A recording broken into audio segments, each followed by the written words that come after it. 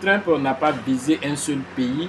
Alors plus d'une centaine de pays ont été taxés, voilà, on va dire même de façon universelle. 10% ont été imposés de façon universelle comme taxe douanière à tous les pays, voilà, qui veulent commercer avec les États-Unis. C'est une guerre commerciale, mais l'un dans l'autre.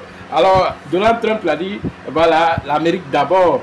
First America, ça veut dire que voilà, il va concentrer toutes ses forces sur les États-Unis pour que les entreprises américaines qui partaient, par exemple en Chine, à cause par exemple de l'électricité qui était moins chère là-bas et tout ça, et la main-d'œuvre qui était moins chère, il veut tout faire pour que toutes ces entreprises reviennent aux États-Unis pour apporter de la valeur ajoutée. Donc du coup, il faut les empêcher à partir, voilà, des taxes imposées de 25%, ensuite maintenant les taxes universelles de 10%.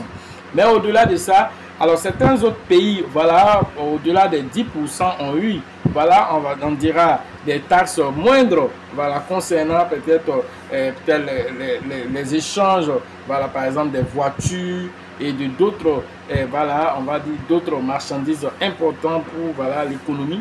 L'un dans l'autre, les États-Unis sont en train de protéger les Américains et le travail des Américains.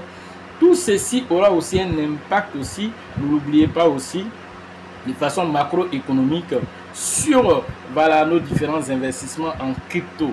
Alors les gens se posent la question, mais quel est le rapport de tout ceci avec la crypto? Le rapport de tout ceci avec la crypto, ça commence d'abord par la Fed.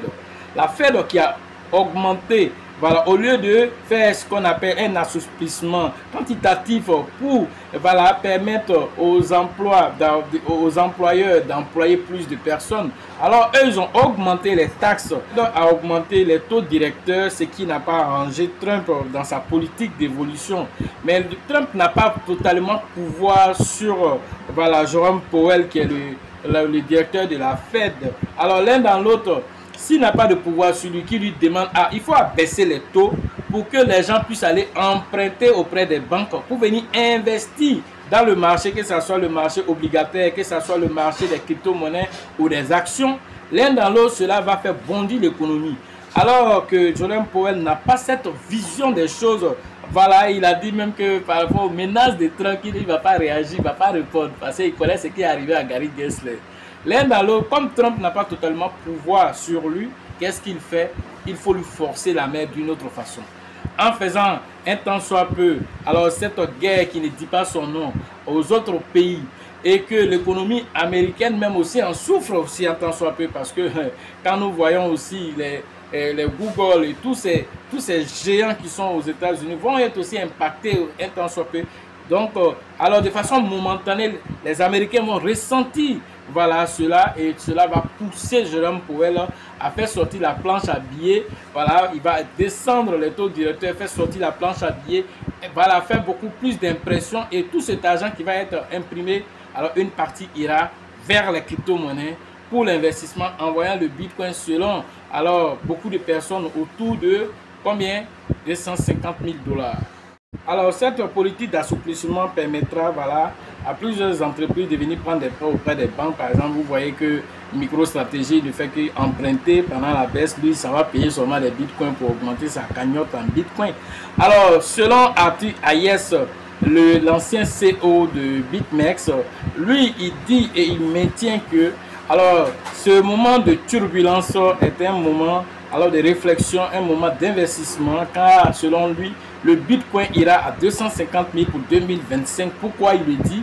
Il dit qu'après tous ces secousses, alors la planche à billets va devoir sortir pour faire face à toutes ces turbulences créées par la décision politique de Trump.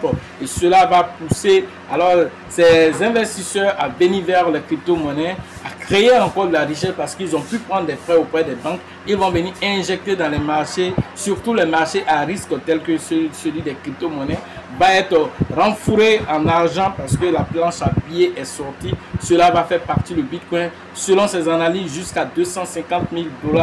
Pendant que la peur règne dans le marché, voilà lui son analyse. Et son analyse tient. Quand nous regardons Trump, vous pensez que Trump est venu au pouvoir, alors il va accepter que son nom soit sali par rapport au Bitcoin pour dire, ah, Trump, quand tu es arrivé, Bitcoin est descendu à 50 000 $ au lieu qu'il monte. Il ne va pas accepter ça. S'il doit accepter qu'on l'insulte pendant un certain temps, le temps que, voilà, on va dire, le marché même absorbe ces secousses-là, il va l'accepter. Mais au finish, le Bitcoin fera sa mission pour laquelle il a été créé. Il va monter.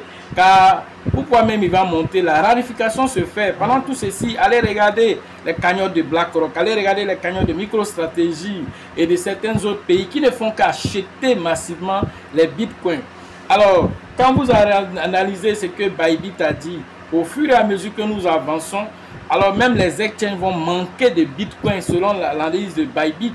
Alors, quand vous entendez tout ceci, l'un dans l'autre, le destin du bitcoin, c'est d'évoluer et d'aller même chercher même à concurrencer l'or et ce qui va se faire. Seulement les durs pourront voir on va dire, cette vision se réaliser, car si vous agissez dans le marché dans la peur, alors c'est avec cette peur là aussi que vous allez agir dans vos différents investissements et cela